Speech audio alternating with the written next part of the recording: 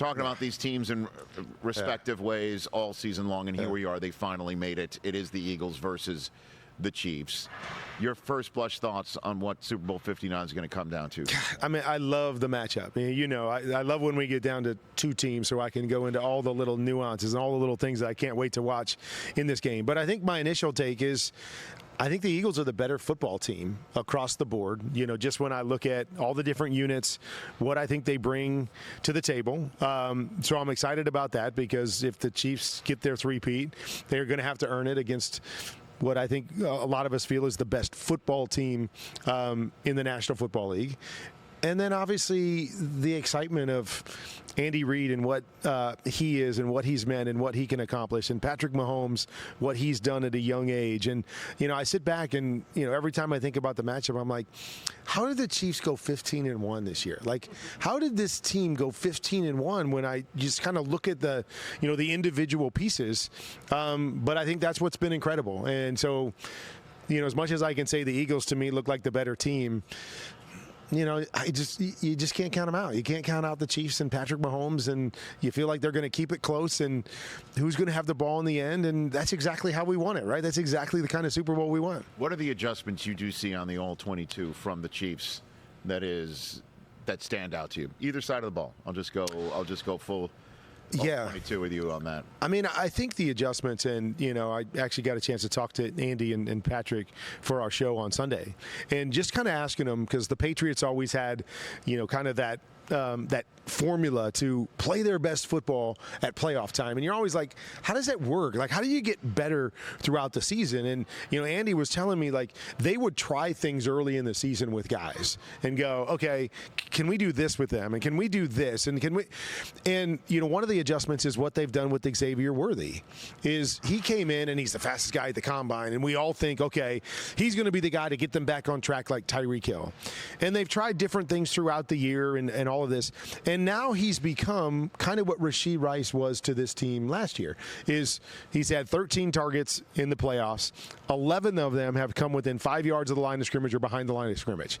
That now he's become this catch it quick. This is how we play offense. We're going to let him do the run after catch thing more than the big plays down the field. And so that's the kind of adjustment that I see with the Chiefs, things that they do to adjust around who they have to be as a team. I mean, Spags, I think, always does a great job with his blitz packages, which I think will be a key in this game if they can get, the Eagles into third and longer situations, and can they handle the blitz? And, we saw what that meant for them against the Bills. So I just, I love all the little nuances of what these teams do. And how in certain situations they're going to have to, protect against certain things or attack a certain way. And Kellen Moore and Vic Fangio being added to the staff, what a major boon that was to the Eagles. Yep. Certainly, since that was part of their issue last year, was replacing the two coordinators they lost to head coaching jobs the last time they played in the Super Bowl against the Chiefs. Yeah. By the way, they're going to probably lose their offensive coordinator again after playing the Chiefs in the Super Bowl. So what are you seeing from those two that have actually helped put them into New Orleans? I think the beautiful thing about those two guys is that they understand what they have as a team. So Vic Fangio has always been a guy that, likes to play kind of a base defense, what we call quarters, kind of four across defense. But last year when we watched the Eagles, especially down the stretch, they had so many breakdowns defensively that gave up big plays and they couldn't get it together, that he's come in and say, hey, here's what I know. We have really good talent on this football team. Don't give up the big play. Like, don't try to do too much. Be solid and really good at what you do. And so he's really settled down their defense in terms of, we'll let our front four get after it. We'll blitz every once in a while, but we're going to play solid defense and force teams to have to go the long distance against us because I think we're a better football team.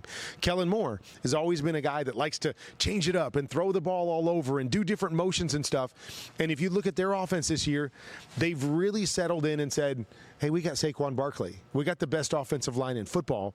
We don't have to throw it all over the yard, even though that's been who Kellen's been in the past and what I know he likes to do and what any coordinator likes to do to kind of show off who they are. I think both of these coordinators have done a great job of going, I know what we have as a team. We just need to do our part of this thing. We don't need to try to do too much. And in doing that, we've seen the best complete team. Hey, if we've got to run the football, every snap and throw for 150 yards, no problem. We'll do that because we can win, because our defense can make plays, vice versa. I've been very impressed with the way that they've kind of pulled back, simplified things for their team, knowing the roster that they have. I thought the Chiefs had the most complete team they've ever had. No, that's what I've heard people say that, but I don't believe that. You guys, that's been I don't believe that. Morning. That's been a game day morning issue all season long. Yeah. That we've said that is this the most complete team Patrick Mahomes has ever had? Everybody else says yes. Kurt has been saying no the entire time. Catch the Rich Eisen Show every single day on the Roku channel, 12 to 3 Eastern, for free.